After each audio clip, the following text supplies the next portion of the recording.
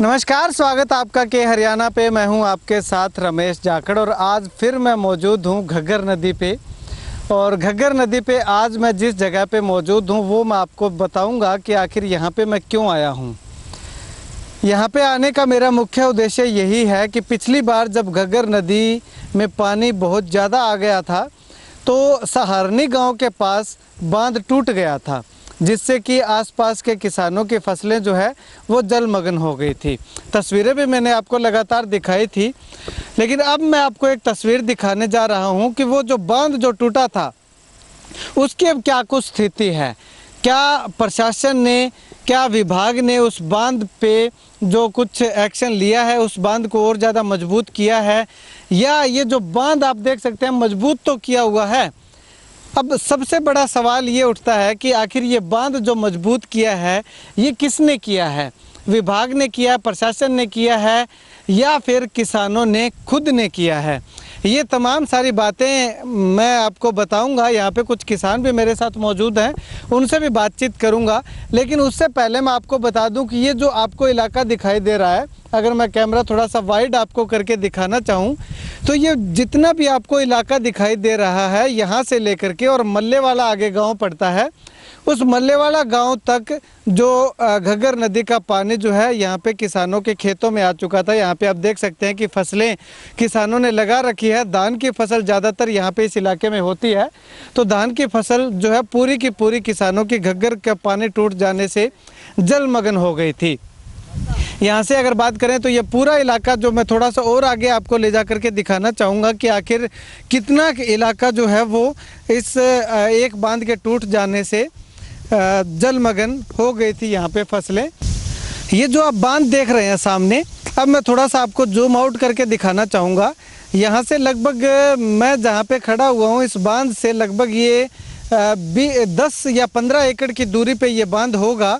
तो यहाँ से लेकर के, और मैं थोड़ा कैमरा आपको पैन करके दिखाना चाहूँगा, साथ के साथ एक वो आगे जो बांध बना हुआ है जो जिसको गांव के अंदर पानी ना जाए उसके लिए बना रखा है, उस बांध तक यहाँ से पानी ही पानी जो है वो हो गया था।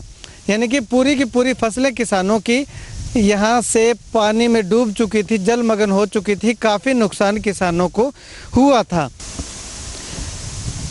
ये सामने आप तस्वीर देख सकते हैं कि बांध जो है वो दोबारा से बांधा हुआ है। और इसके साथ साथ अगर मैं बात करूं तो घग्गर नदी में पानी की स्थिति भी दिखाना चाहूँगा कि किस प्रकार से यहाँ घग्गर नदी में अभी जो इस सहारनी गांव के पास जो पानी है वो कितनी मात्रा में है। देख सकते हैं आपकी घग्गर नदी जो है अपने पूरे उफान पे है और पानी की स्पीड जो है वो अच्छी खासी हमें दिखाई दे रही है। ये पानी की इतनी स्पीड होने का कारण यही है कि O2 हेड से जो 1 गेट या 2 गेट खोले गए हैं उसके कारण पानी की जो स्पीड है वो ज़्यादा यहाँ से दिखाई दे रही है। अगर O2 हेड में से आगे गेट जो खोले ना जाते तो यहाँ पे पानी की स्पीड इतनी ज़्यादा गति नहीं होती। चलिए, अभी मैं किसान मेरे साथ कुछ एक यहाँ पे मौजूद हैं, इनसे बातचीत करते हैं। भाई साहब, अगर बात करें तो पिछली बार जब घग्गर नदी में काफ़ी पानी आया था तो यही बांध टूटा था? हाँ जी, ये यहाँ से हमारे ये थोड़ी दूरी पर ही यहाँ से बांध टूटा था। हाँ। और काफ़ी ये हमारा सारा एरिया नेजडेला, खुर्द, नेजडेला, कलां, मल्लेवाड़ा, सारनी गांव, सारे गांवों की फसल तब तबाह हो चुकी थी। अच्छा। हाँ जी। तो उस समय क्या आपको कोई मुआवजा वगैरह दिया गया था सरकार की? कुछ नहीं, हमें कुछ नहीं मिला। फिलहाल हमारे बीमा भी कटवा रखे हैं। हाँ। हमें कुछ नहीं मिला सरकार की तरफ से। अच्छा, बीमा भी नहीं मिला? कुछ भी नहीं, हमें बीमा तक भी कुछ भी नहीं मिला। चलिए, अब बात करते हैं, ये जो तटबंध आपने जो मजबूत किया है ये आपने किया है या सरकार ने करवाया? बिल्कुल जी, ये हम सब किसान भाइयों ने अपना थोड़ा थोड़ा करके हमने अपने पैसों से ये मिट्टी डलवाई है ट्रालों से, और सब ये बांध को अब मजबूती करवाई है। जेसीबी मशीनें वगैरह लगवा रखी थी, अब कामयाब किया है इसको। तो प्रशासन के अधिकारी जो हैं वो क्या आते हैं जब घग्गर में पानी आना होता है? प्रशासन के अधिकारी आते हैं तो वो वहाँ पीछे पीछे मेन बांध पर रह जाते हैं। यहाँ आगे प्रशासन का अधिकारी हमारे पास नहीं पहुँचता। अच्छा, यहाँ चलिए, यहाँ पे कुछ और किसान थोड़ी सी उस बांध से जब मैं थोड़ा सा इधर आया तो यहाँ पे कुछ और किसान मेरे साथ मौजूद हैं। आप देख सकते हैं कि यहाँ पे किसान लगातार अपने काम पे लगे हुए हैं। अगर बात करूं तो यहाँ से घग्गर नदी का जो पानी है वो अपने दूसरे खेतों में यहाँ से पाइपलाइन के माध्यम से ले जाया जा रहा है और तमाम किसान जो है इस घग्गर नदी पे आप देख सकते हैं यहाँ पे अपने मोटर जो पानी उठवाने में लगे हुए हैं। चलिए इन किसानों से बातचीत करते हैं। भाई साहब, अगर बात करें तो पिछली बार जो ये बांध टूटा था उसके बाद क्या प्रशासन ने आपको संभाला आकर के कि आपका बांध टूटा है, कोई नुकसान हुआ होगा या बांध की दोबारा से मजबूती करवा दी जाए? पिछले साल जब ये बांध टूटा था है तो फसलों का, जमींदारों का, पर प्रशासन का इसमें कोई रोल नहीं रहा। प्रशासन कोई मान लो इस मामले में हमारी संभाल नहीं करता। जब इधर से बांध टूटा और रिंग बांध जो बना हुआ है सरकारी, यहाँ से टूटा तो उसके बाद फौरन गट्टे मिट्टी वगैरह डलवाने लगे। जब यहाँ से टूटा जो फसलों वाला बांध था उसी टाइम मान लो आए JES डिओक्सिन, उससे पहले इन्होंने कभी कोई इसका कवर पैच वगैरह नहीं किए। जब इधर से बांध टूटा प्रशासन को पता चला भी फसलों वाला बांध टूट गया, उसी वक्त फिर सरकारी बांध पे ये सारा हमला, सरकारी हमला, उस वक्त उन्होंने मदद खूब करी। मतलब इस बांध पे कोई मदद नहीं करी। भी आपने मांग नहीं की प्रशासन से कि आप रिंग बांध पे तो आ जाते हो लेकिन हमारे वाले बांध पे आप कभी नहीं आते? हमेशा ही करते हैं, कौन सुनता जमींदारों की। अच्छा, किसान लोग हैं, मजबूर हैं, अपना खेत तो बचाना ही। आप देख लो क्या हाल है हमारा, गर्मी में, पसीने में, धूप में, यही हाल है। किसान की कौन सुनता है ये? चल, शुक्रिया सर बातचीत के लिए। वो एक मुझे गाना याद आ गया, जब बब्बू मान का एक गाना आया था कि जट दी जून बुरी रिड़क रिड़क मर जाना, तो शायद वो गाना इन पे सही साबित होता होगा। आप देख सकते हैं कि किस प्रकार से मिट्टी के साथ मिट्टी हो करके ये किसान जो है अपनी फसलों को बचाने के लिए यहाँ पे लगातार तत्पर काम कर रहे हैं। अब ऐसे में बात करें तो प्रशासन जो है, जैसे ही किसानों का ये घग्गर का जो बांध है, जिस जगह पे मैं खड़ा हुआ हूँ, यहाँ से जब पानी ओवरफ्लो हो जाता है या बांध टूट जाता है और गांव के बाहर जो सरकारी बांध बना होता है, रिंग बांध के पास पानी आता है, तब प्रशासनिक पूरा अमला जो है वो वहाँ पे पहुँच जाता है। बैग भी मिट्टी के भर के, JCB भी और JES SDM सब जितना भी प्रशासनिक अधिकारी हैं वो पहुँच जाते हैं।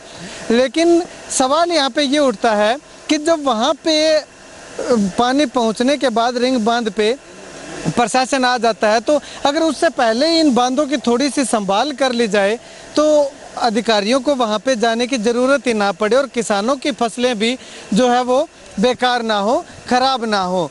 चलिए, कुछ और किसान मेरे साथ मौजूद हैं, इनसे भी बातचीत करते हैं। सब ये बताइए कि प्रशासन आपकी कितनी मदद करता है जब बांध टूटता है या पानी ओवरफ्लो हो जाता है? जब पानी ओवरफ्लो होता है इस रिंग बांध पे तो आते नहीं, वो जो सरकार का सरकारी बांध है उस पे ही आते हैं, उससे पहले तो कोई सुनता ही नहीं है किसी की। शुक्रिया सर बातचीत के लिए। तो यहाँ पे मैं आपको बताना चाहूँगा कि तमाम जो किसान हैं वो अपने इस घग्गर नदी के बांध को लेकर के लगातार मुस्तैद रहते हैं। जब घग्गर नदी में पानी आ जाता है, पूरे बांध के नज़दीक से जाने लगता है, किनारे पर आने लगता है, तो किसान जो है पूरी दिन और रात यहाँ पे बांध पे लगातार बने रहते हैं कि बांध ना टूटे और किसानों की फसलों को जो है वो नुकसान ना पहुँचे। लेकिन अगर अब यहाँ पे मैं प्रशासन की बात करूँ तो जैसे ही घग्गर नदी का ये जो बांध है ये टूटता है और आगे रिंग बांध के पास में जाकर के पानी लगता है, तब प्रशासन जो है वो वहाँ पे आता है। क्योंकि अगर एक बात करूँ तो वो सरकारी बांध और सरकारी बांध को संभालना ही शायद प्रशासन की जिम्मेवारी होगी। इस बांध से प्रशासन का कोई लेना देना नहीं होगा, शायद इसीलिए इस बांध की ओर ज़्यादा ध्यान नहीं दिया जाता। तो कुल मिलाकर के कहूँ, जो पिछली बार जो बांध टूटा था मेरे पीछे ही अब जस्ट, उस बांध को किसानों ने बिना किसी सरकारी सहायता के, बिना प्रशासनिक सहायता के अपने खर्चे पे उस बांध को और ज़्यादा मजबूत किया है। मैं आपको जो पिछली बार जो बांध टूटे थे, जहाँ पे दरारें आई थी या थोड़े से जो कमज़ोर हुए थे, उन तमाम बांधों की तस्वीरें मैं आपको दिखाऊंगा कि पिछली बार जो टूटने की कगार पर थे, इस बार क्या कुछ इंतजामात प्रशासन के द्वारा या फिर किसानों ने खुद ही अपने बलबूते पे किया है। तो लगातार बने रहिएगा के हरियाणा के साथ। कैमरा सहयोगी सुनील के साथ रमेश जाखड़, के हरियाणा।